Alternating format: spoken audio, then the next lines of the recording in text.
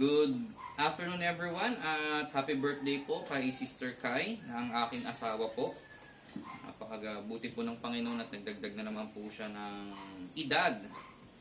At nakaikot na naman po siya sa paikot ng araw. No? So buksan po natin ang ating mga Biblia sa Ephesians chapter 2 verse 10.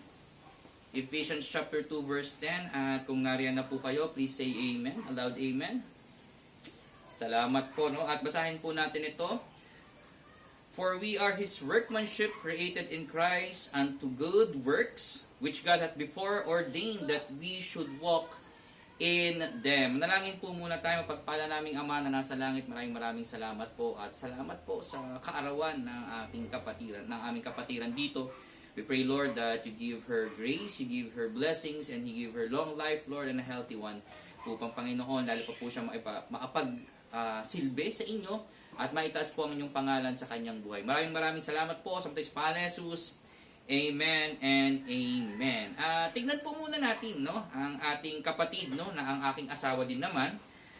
Tignan po natin ang kanyang birthday celebration, no? At ang birthday po ay minsan napakaayos, napakaganda, napakasaya.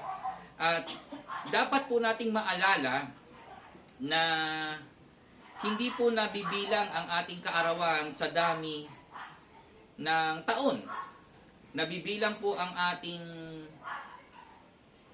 buhay sa kalidad ng buhay na meron po tayo. Sa kalidad ng paningilbihan natin sa Panginoon. Bakit po? Sabi po ni Paul dito sa Ephesians chapter 2 verse 10, ulitin po natin basahin, for we are His workmanship, created in Christ Jesus unto good works, which God hath before ordained that we should walk in them. Sa araw pong ito, tignan po natin na sinabi ni Apostol Pablo na nagsusulat siya sa mga tao that we are saved by grace. A birthday isn't just a celebration of biological survival. For us believers, it is a celebration of God's ongoing creative work. Hindi po ito basta-basta nabuhay lang tayo. Kaya nga po sinabi ko kanina maayos at mabuting buhay. And I believe, sabi po dito, we are here to celebrate Sister Kai's birthday and have considered that Sister Kai isn't just a living person through time, but a project being handled by the divine hand. No, hindi po, if God is the great author, what kind of literal work He is writing with your life? Diba po, isipin po natin, ano kaya ginagawa ng Panginoon sa buhay natin? At tignan po muna natin, bakit po sinabi natin literal work. No? At sinusulat po niya. Tignan po natin sa Ephesians chapter 2 muna. Yung unang mga sinabi, for we are His workmanship. Bilang pong isang tao, you are God's workmanship. Tignan natin, no, ang ibig pong sabihin ng workmanship ay poema. Wow, ganda, no? At sinasabi po natin sa King James Version, ang ibig pong sabihin ng workmanship, ng poema, is workmanship, trabaho, at ito po ay direct translation from the original word, its original word, that comes the word poem o poetry. Napakaganda, no? Poem. Wow, poema. Sabi nga po sa Isaiah chapter 64 verse 8, but now, O Lord, Thou art our Father, we are the clay, and Thou art our Potter, we are all the work. We all are the work of Thy hand. Hinubog po tayo ng Panginoon, ng Diyos Ama natin, upang maging magandang sisidlan. Isinusulat po ng Panginoon ang ating buhay bilang isang tagal na poem, nakalimutan ko na, ng isang tula. Yun po yung workmanship niya sa buhay ng ating kapatid dito. At ganun din po sa buhay natin. In Psalms chapter 139 verse 14, I will praise thee for I am fearfully and wonderfully made. Marvelous are thy works, and that my soul knoweth right well. Imagine that. Tayo ay ito yung lagi sinasabi sa mga insecure na bata eh. Sinasabi nila, ay ang pangit ko, ay ang taba ko, ay ang bansot ko. Sabi ko, iho, pag ginagawa ka ng Panginoon, kinakabahan siyang magkamali. Sabi ko sa Psalms, You are fearfully and wonderfully made. Unique tayo. Sa harapan ng Panginoon, hinuhubog niya tayo at sa buhay na dadagdagan ang bilang natin dito sa lupa, dahan-dahan tayong hinuhubog, dahan-dahan tayong sinusulat ng Panginoon. A poem isn't just a random collection of words. It is a careful crafted arrangements. Naalala niyo po yung mga kalalakihan po natin dito nung nai-inlove pa, no? Wala pang ChatGPT noon, wala pang Gemini, wala pang mga AI na yan. Magsusulat ka. O sinta kong mahal, nais kong makita ka sa ilalim ng puting ilaw. Wag na, baka mapunta tayo sa kung saan, di ba? Magsusulat ka ng poem, maglalagay ka ng tapos iba, iisisilid mo yan sa mga bag nung, ng crush mo. Ganon din po ang Panginoon sa atin. Nung sinusulat niya po tayo, careful po siya. He's very careful that He do not want to make mistake. Some years of our lives feel like tragedy. Lord, sabi mo, ingat na ingat ang Panginoon. Pero tignan po natin. Minsan tragedy, minsan epic, o minsan naman kanta ng papuri sa Panginoon. No, tignan mo, Sister Kai, you are not just a draft. Hindi kayong ginawa, tinay, ay mali itong words na to, mali yan. Hindi ko po draft. Habang nabubuhay ka, isinusulat na ng Panginoon at pinag-iisipang mabuti lahat ng gagawin para sa iyo. You are not a mistake, you are a masterpiece in progress. Every year, God adds a new stanza to your life story. As a celebrant, remember God added another year in your life. God put another chapter of your life. Don't define it as an end of the book. Kasi hindi kayo naman yung author. Ikaw yung main character, di ba? Next point po, you are created in Christ. Balikan natin yung ating point. Ephesians chapter 2 verse 10, for we are His workmanship. Poema po tayo ng Panginoon. Created in Christ Jesus unto good works. Let's look at the word created. Let's look at the word created here, which implies a brand new start. Ba't po sinabing brand new start? Every day is a brand new start in our life. At this point in time, ang ating pong celebrant, nagsimula po ang dagdag buhay, dagdag taon ng kanyang buhay. Paul uses the word created or kitso, which implies brand new start. We have 2 birthdays, di ba? Pag nasave po tayo, may 2 po tayong birthday. It is a biological birth. Ito po yung sinasabi natin, iniluwal tayo ng ating ina sa mundong ito. At yung pangalawa naman po, the second is when we're created in Christ Jesus. A new birth. Yan po yung nangyari sa atin. Sabi po dito sa 2 Corinthians chapter 5 verse 17, therefore, if any man be in Christ, he is a new creature. All things are passed away. Behold, all things become new. Bago na po tayo sa Panginoon nung naligtas si Sister Kai. Bago na po siya sa buhay kung tayo po ay naligtas. Bago na po sa mga bisita po namin dito kung hindi po nyo naiintindihan ang sinasabi kong new birth. Nais kong malaman nyo na iniinyahan ka ng Panginoon, na maniwala ka sa Kanya, na siya iyong tagapagligtas dahil tayo makasalanan, at dahil sa ating kasalanan yan, siya po'y namatay, inilibing at nabuhay pang muli. At kung sino man ang naniniwala sa Kanya ay magkakaroon ng bagong buhay. Yan po yung sinasabi sa 2 Corinthians chapter 5 verse 17. Yung luma po nating buhay na tayo namatay, inilibing, at tayo po'y nagkakaroon ng kasalanan, lantaran, at hindi tayo natatakot magkaroon ng kasalanan. Kung tinanggap mo si Kristo ngayong oras na to, binasayan mo tagapagligtas, yun yung lumang buhay mo, ginawa ka na ng bagong buhay ng Panginoon. Without Christ, our birthday is just a countdown to the end. Iba, kung tayo po ay nabubuhay ng makasalanan, binibilang na lang po at ilang taon na lang kaya ako mabubuhay sa mundong ito. Ang iba po sa atin, senior age na. Ang iba po sa atin, bata pa. Pero minsan nagbibilang tayo, kailan ba tayo mamamatay? At yun nga po ang tanong ko. Pag tayo namatay, sa langit ba tayo pupunta? Many people feel incomplete as they get older, wishing they had more money, more health, more fun. This verse reminds us that their foundation is already complete because of Christ. Tandaan po natin pag tayo ligtas na, handa na tayong pumunta sa langit. Bakit po? We are already created. In Colossians chapter 2 verse 10, sabi po, and we are complete in Him, which is the head of all principalities and power. With Christ, a birthday is a milestone in an eternal journey. Diba, bibilang natin yung buhay natin. 40 na po si Sister Kai, kung di ako nagkakamali. Tama ba, mahal?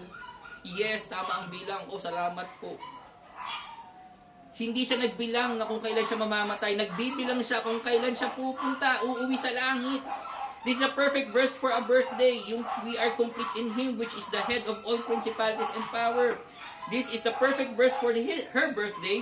While we celebrate the old birthday, yung biological po natin, we must emphasize the new creature in Christ. That birthday of our soul is what makes the biological birthday truly meaningful. Bakit po? Kung tayo kung tayo po'y nabuhay, ngunit hindi tayo naligtas, wala pong saysay ang ating buhay. Mamamatay na lang tayo, babalik sa alabo. Pero tayo po'y ligtas na. Ngayon po, lahat ng birthday natin, sinaselebrate natin. Kasi bakit? Nalalapit na ang pagkikita natin sa Panginoon. The greatest gift of this table isn't wrapped in paper. It is the presence of Christ. Nandito po ang Panginoon. We aren't just older today. We are newer in Him. Mas bago po tayo sa Kanya. Your life was meaningful because it is anchored in His finished work at the cross. So yung may magba-birthday po dito, tanggap na niyo si Jesus Cristo bilang sariling tagapagligtas, sa langit na kayo pupunta, may saysay na po ang buhay niyo. Hindi na kayo mamamatay at babalik sa alabo. Mamamatay kayo, ang katawan natin babalik sa alabo, ngunit ang ating kaluluwa at espiritu ay tatagpuin ang ating banal na Diyos. Napakabuti nga po, di ba? At hindi po matatapos dyan ang ating pagse-celebrate kung wala po tayong paglalakad sa nakasama ng ating Panginoon sa mabuting gawain. Kung kanina po is we are created, kung tayo ay workmanship ng Panginoon, tayo ay ginawa ng Panginoon, we are God's workmanship, you are created in Christ. And the last point, at sa same verse pa rin po dyan, we are walking in good works. Sabi po sa last part, basahin ko po, for we are His workmanship, Ephesians chapter 2 verse 10, for we are His workmanship created in Christ unto good work. Ito po yung napaganda, which God hath before ordained that we should walk in them. Pag sinabi pong ordained, tanong ko muna kayo, are we prepared? Are we prepared our path? Handa na ba yung daanan natin? Nung tayo hindi pa ligtas, hindi pa po natin sigurado yung madadaanan natin. In ancient times, a king should send servants ahead to clear the rocks of a road before he traveled. Titignan po muna ng mga sundalo niya, punta kayo dun. Isi-secure niya. Naalala niyo pag nung pumunta ang isang presidente dito sa Pilipinas, andyan yung mga CIA, andyan yung mga Secret Service, tinitignan yung daraanan ng presidente, sinisiguradong secure. Pero tignan po muna natin, tayo ba secure na yung ating daraanan? Tayo ba ay handa na yung daraanan natin? And remember this, ang Panginoong Diyos po nauna na sa atin. Kaya alam na po niya ang tatahakin natin, alam na po niya ang dadaanan natin. God has already gone into the next year of our life. What is 40 sa mga atin? Ang start po ng 40, pagsakit ng likod, pagsakit ng baywang, pagsakit ng ulo na di natin alam. Pero tandaan po natin, the road is already cleared. He has already set up the good works for you to step into. Handa na yung daraanan, lalakaran na lang natin. Yan ang kagandahan na pag may Diyos po tayo. In Jeremiah chapter 29 verse 11, for I know the thoughts that you think toward you, saith the Lord, thoughts of peace and not evil, to give you an expected end. Alam na ng Panginoon ang gagawin para sa'yo. Alam na ng Panginoon kung anong dapat mong gawin. Inordained na niya, hinanda na niya. God wasn't just giving them another year to exist. He has an expected end, a purpose in your life. So, Sister Kai, have you found your purpose of your life? Kung hindi pa, lapit ka sa Panginoon. In Ephesians chapter 2 verse 13, for it is good which worketh in you both to do will and to do His good pleasure. Napaabuti po ng Panginoon. Sa haba-haba ng panahon nagdadagdag ang Panginoon, hindi natin nare-realize, hinahanda na ng Panginoon ang ating daraanan. Kaya sa atin po, no, pag may problema, minsan hindi na kinakabahan eh. Bakit? Alam na hinanda ng Panginoon yan. Minsan kakabata, ano ba to? May sakit na naman ako. Hindi po dahil sakit ka dahil may kasalanan ka. May sakit ka kasi sinabi ng Panginoon, magkasakit ka upang purihin ako. Handa na po dapat tayo sa mga ganyan. Hindi na dapat tayo nabibigla. In Philippians chapter 2 verse 13, for it is good which worketh, for it is God which worketh in you, both to will and to do of His good pleasure. Kung maayos po yung ating gagawin, magdidesisyon po tayo gawin po ito. This is very practical. This is very practical. It tells us, yung mga may birthday po, especially Sister Kai, you don't have to do these good works in your own strength. God provides the will and the do. Magdedesisyon ka na lang. Ito yung will. Sige, Lord, anong gagawin ko ngayong taon na to? Minsan nagbabalak tayo ng ating mga gagawin sa buong taon, di ba? Pag New Year, New Year resolution.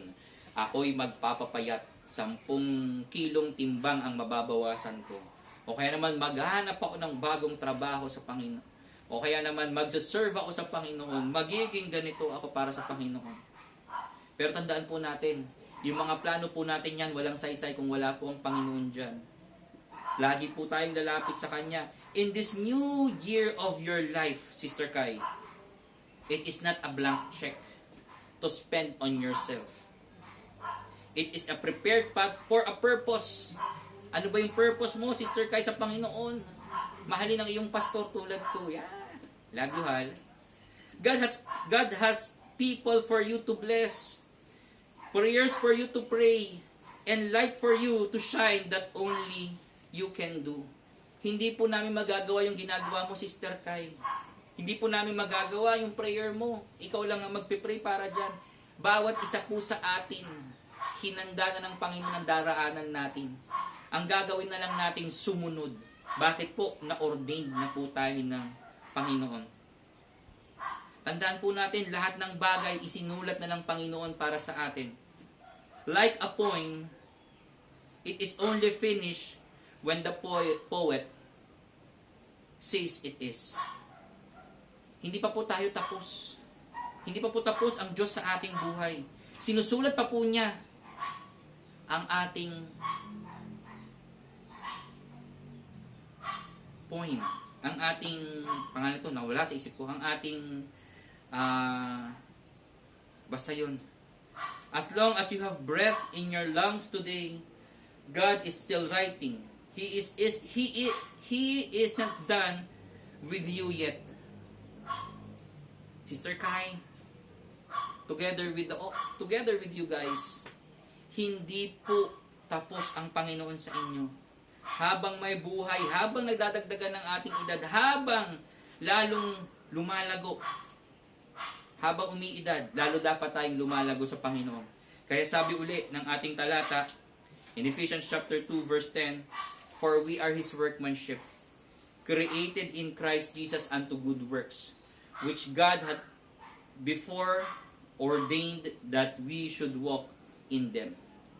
As we celebrate Sister Kai's birthday today, tandaan po natin, tayo ay workmanship ng Panginoon. Tayo ay ginawa niya po tayo ng bagong buhay, at pinag-uutos po tayo, ino-ordain po tayong magtrabaho po at maglakad para sa Kanya. Hindi pa po tapos ang Panginoon sa atin. Hindi pa po tapos sa ating celebrant. Ang Panginoon sa Kanyang buhay, dapat po nating alalahanin ng Panginoon sa birthday po ng ating kapatiran. Manalangin po tayo. Mapagpala naming Ama na nasa langit, maraming salamat po. Sa karawan ng aming kapatid, dalangin po namin, Panginoon, kayo ang kanyang maitaas. Salamat po sa pagdadagdag ng kanyang buhay. Salamat po, Panginoon, sa karagdagang biyaya na ibinigay niyo po sa kanya. Dalangin po namin, Panginoon, na patuloy niyang gamitin ang dagdag buhay na ito, ang kanyang birthday, Panginoon, upang lalo pa pong maitaas ang inyong pangalan, lalo pong pagsilbihan kayo. At sa mga narito po, Panginoon, Dalangin ko kung hindi pa po nila alam ang daan ng kaligtasan, magkaroon po sila ng desisyon, tanggapin kayo bilang sariling tagapagligtas, upang Panginoon, mas maayos po ang kanilang buhay. Upang Panginoon, may kasiguraduhan sila sa langit pupunta. At masabi nating inayos po ng Panginoon ang kanilang buhay. Maraming salamat sa pagkakataong ito, Panginoon. Kayo ang aming maitaas as we celebrate Sister Kai's birthday. In this we ask, in Jesus' name we pray. Amen and amen.